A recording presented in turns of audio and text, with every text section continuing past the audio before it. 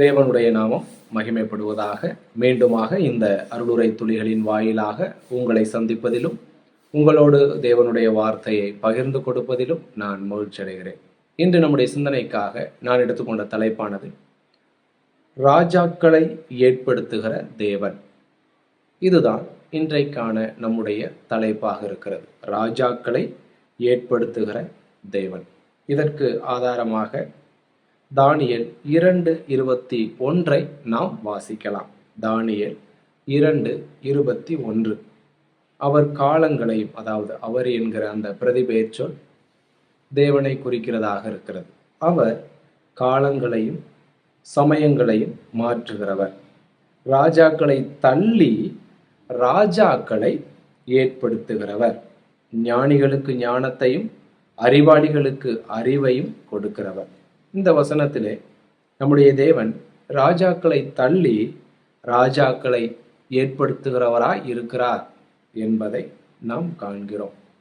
உண்மையாகவே உலக வரலாற்றிலே இருந்த ராஜாக்கள், இப்பொழுது இருக்கின்ற ராஜாக்கள், இனிவரும் காலத்தில் இருக்க போகின்ற ராஜாக்கள் அனைவரையும் ஏற்படுத்துகிறவர் நம்முடைய தேவனாக இருக்கிறார். அநீதி செய்கிற ராஜாக்கள் பிசாசினால் உண்டாயிருக்கிறார்கள், பிசாசினால் ஏற்படுத்தப்பட்டிருக்கிறார்கள் என்கிற ஒரு தவறான கண்ணோட்டம் எல்லாம் இருக்கிறது. ஒருவேளை அவர்கள் பிசாசினுடைய வஞ்சகத்தின்படி பிசாசின் அந்தகார கிரியைகளை செய்கிறவர்களாக காணப்படலாம். ஆனால் அந்த ராஜாவை, அந்த ராஜாக்களை ஏற்படுத்துகிறது நம்முடைய தேவன்தான் என்பதை வசனம் திட்டவட்டமாய் நமக்கு சொல்லுகிறது. ஆகவே நம்முடைய தேவன் ராஜாக்களை தள்ளி ராஜாக்களை ஏற்படுத்துகிறவராக காணப்படுகிறார். ஏன் அவர் ராஜாக்களை ஏற்படுத்துகிறார் என்ற கேள்விக்கு நாம் விடை காண வேண்டும். அதற்கான விடையும் கூட வேதாகமத்திலேயே காணப்படுகிறது. நீதிமொழிகளின் புத்தகம் 21வது அதிகாரம் அதில் 1வது வசனம் இப்படியாக சொல்லுகிறது. நீதிமொழிகள் 21:1.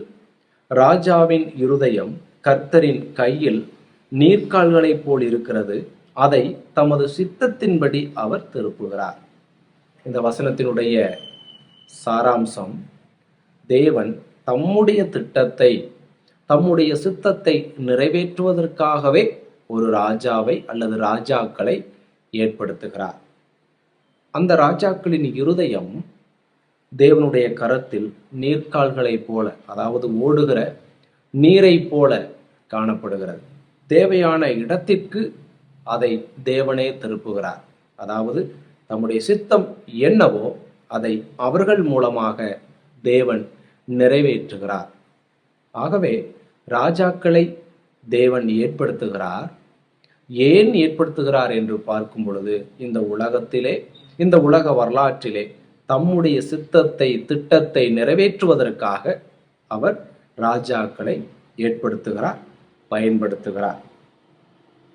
இதன் அடிப்படையிலேயே வேதமானது உலகின் ராஜாக்களை, அதிகாரமுடையவர்களை வேதம் தேவ ஊழியக்காரர்கள் என்று அழைக்கின்றது.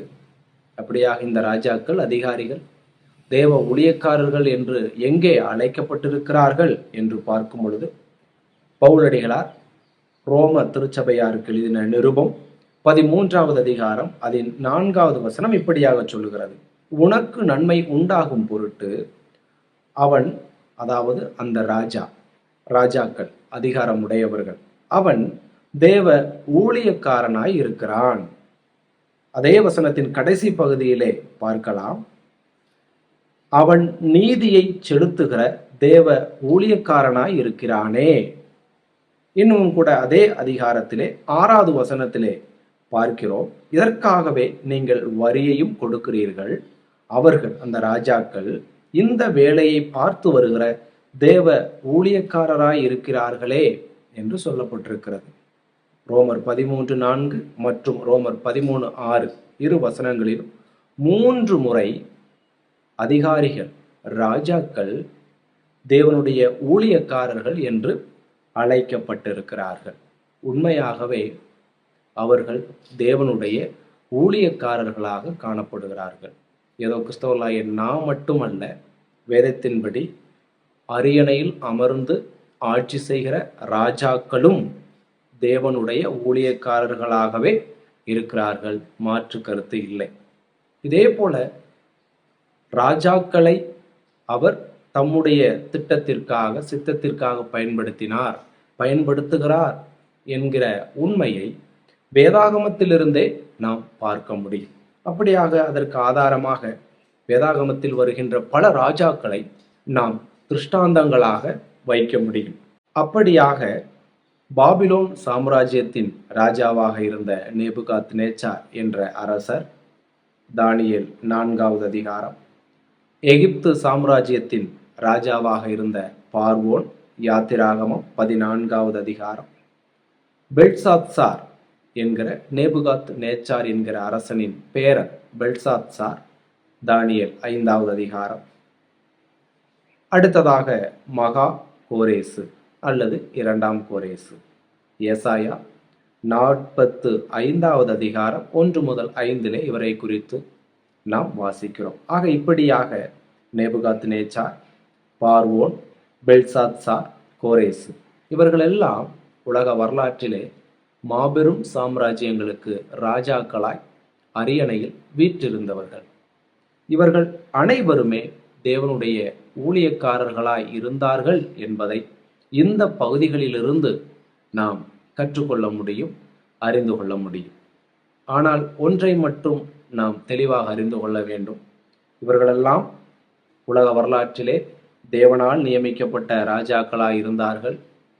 இவர்களெல்லாம் தேவனுடைய சித்தத்தை, திட்டத்தை நிறைவேற்றினார்கள், உண்மைதான். ஆனால் அதற்காக இவர்களெல்லாம் ஜீவனுள்ள தேவனை விசுவாசித்தவர்கள், ஜீவனுள்ள தேவனை ஏற்றுக்கொண்டவர்கள், அவரை தங்களுடைய சொந்த தேவனாக அங்கீகரித்தார்கள், வணங்கினார்கள் என்று சொல்வதற்கு இல்லை. மாறாக இவர்கள் தேவனுடைய திட்டத்தை நிறைவேற்றினார்கள், அவ்வளவுதானே ஒழிய இவர்கள் தேவனை விசுவாசித்தார்கள், அவரை ஏற்றுக்கொண்டார்கள் என்று நாம் சொல்ல முடியாது. அதற்கு ஆதாரம் இல்லை. ஆகவே நாம் பார்க்கும் பொழுது உலக வரலாற்றில் உள்ள ரட்சிக்கப்படாத ராஜாக்களும் தேவனாலேயே ஏற்படுத்தப்படுகிறார்கள். அவர்கள் தேவனுடைய திட்டத்தை செய்கிற, சித்தத்தை செய்கிற தேவனுடைய ஊழியக்காரர்களாக இருக்கிறார்கள். சரி, இப்பொழுது நாம் அறிந்து கொள்ள வேண்டியது, இவ்வளவு காரியங்களை கற்றுக்கொண்டோம். நம்முடைய தேவன் ராஜாக்களை ஏற்படுத்துகிறார், அவர்கள் மூலமாக தம்முடைய சித்தத்தை நிறைவேற்றுகிறார். அவர்கள் தேவனுடைய சித்தத்தை நிறைவேற்றுவதனாலே அவர்கள் தேவனுடைய ஊழியக்காரர்கள் என்று அழைக்கப்பட்டிருக்கிறார்கள், உண்மைதான். ஆனால் கிறிஸ்தவர்களாகிய நமக்கு அவர்களோடு உள்ள கடமைகள் என்ன? அதாவது அவர்களோடு உள்ள, அந்த ராஜாக்களோடு உள்ள கிறிஸ்தவர்களாகிய நமது கடமைகள் என்ன என்பதை அறிந்து கொள்வது மிக மிக அவசியமாக இருக்கிறது. அப்படியாக அவர்களோடு உள்ள நம்முடைய கடமைகளில் முதலாவது கடமை, அவர்களுக்கு கீழ்ப்படிய வேண்டும். ஏனென்றால் அவர்களை ஏற்படுத்தியது நம்முடைய தேவன், ஆளுகையை அவர்களுக்கு கொடுத்திருப்பது நம்முடைய தேவன். ஆகவே தேவனுக்கு கீழ்ப்படுகிற நாம் அவரால் ஏற்படுத்தப்பட்ட அந்த அதிகாரங்களுக்கும் கீழ்ப்படிய வேண்டும். எங்கே வாசிக்கிறோம்? ரோமர் 13:1 வாசிக்கிறோம். எந்த மனுஷனும் மேலான அதிகாரம் உள்ளவர்களுக்கு, எந்த மனுஷனும் என்று சொல்லும் பொழுது கிறிஸ்தவர்களோ, இந்துக்களோ, இஸ்லாமியர்களோ, அனைத்து மனுஷர்களும் தேவனால் ஏற்படுத்தப்பட்ட அதிகாரங்களுக்கு கீழ்ப்படிந்தாக வேண்டும். எந்த மனுஷனும் மேலான அதிகாரம் உள்ளவர்களுக்கு கீழ்ப்படிய கடவன். ஏனென்றால் தேவனாலேயே அன்றி ஒரு அதிகாரமும் இல்லை. உண்டாயிருக்கிற அதிகாரங்கள் தேவனாலே நியமிக்கப்பட்டிருக்கிறது. ஆகவே கண்டிப்பாக நாம் ஆளுகைகளை செய்கிற ராஜாக்களுக்கு கீழ்ப்படிய வேண்டும். இதுதான் நம்முடைய கிறிஸ்தவர்களாகிய நம்முடைய முதலாவது கடமை. அடுத்த 2வது கடமை என்ன என்று பார்க்கும் பொழுது, அவர்களுக்காக விண்ணப்பங்களையும் ஜெபங்களையும் வேண்டுதல்களையும் ஸ்தோத்திரங்களையும் பண்ண வேண்டும். எங்கே வாசிக்கின்றோம்? 1 தீமோத்தேயு 2:1. நான் பிரதானமாய் சொல்லுகிற புத்தி என்னவெனில், எல்லா மனுஷருக்காகவும் விண்ணப்பங்களையும் ஜெபங்களையும் வேண்டுதல்களையும் ஸ்தோத்திரங்களையும் பண்ண வேண்டும். அடுத்த வசனம் சொல்லுகிறது 1 தீமோத்தேயு 2:2. நாம் எல்லா பக்தியோடும் நல்லொழுக்கத்தோடும் கலகமில்லாமல் அமைதலுள்ள ஜீவனம் பண்ணும்படிக்கு ராஜாக்களுக்காகவும் அதிகாரமுள்ள யாவருக்காகவும் அப்படியே செய்ய வேண்டும்.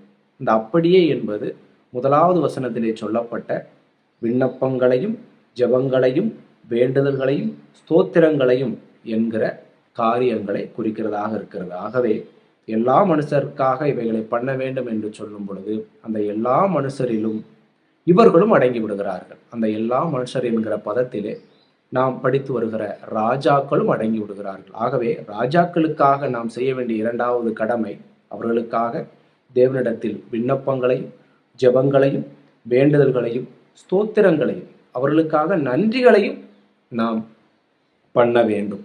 இதுதான் கிறிஸ்தவர்களாகிய நமக்குள்ள ராஜாக்களோடுள்ள கடமைகளில் இரண்டாவது கடமை.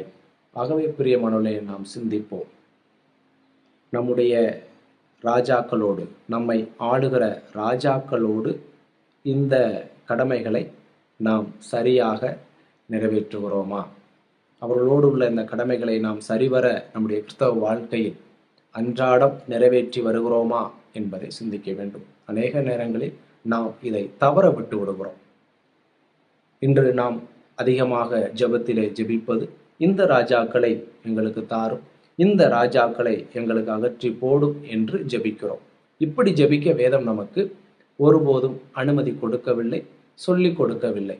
தேவன் ஏற்படுத்திய அதிகாரங்களுக்கு கீழ்ப்படிய வேண்டும், அவர்களுக்காக ஜெபிக்க வேண்டும், விண்ணப்பங்களையும் ஸ்தோத்திரங்களையும் ஏறெடுக்க வேண்டும் என்றுதான் சொல்லிக் கொடுக்கிறதே ஒழிய இந்த ராஜாக்களை எங்களுக்கு தாரும், அந்த ராஜாக்களை எங்களுக்கு நீக்கும் என்று ஜெபிக்கும்படியாக வேதம் நமக்கு ஒருபோதும் சொல்லிக் கொடுக்கவில்லை. ஆகவே வேத வசனத்தின்படி சிந்திப்போம். நம்முடைய நிலைமை இப்பொழுது எப்படி இருக்கிறது?